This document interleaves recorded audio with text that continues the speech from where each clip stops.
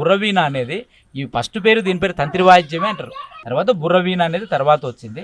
కానీ ఇలా తాతల కాలం నుంచి ఏమన్నా చెప్పయ్యా బుర్రకాయ అంటారు. బుర్రకాయ బుర్ర తంత్రి వాయిద్యం అని అంటుండ్రి.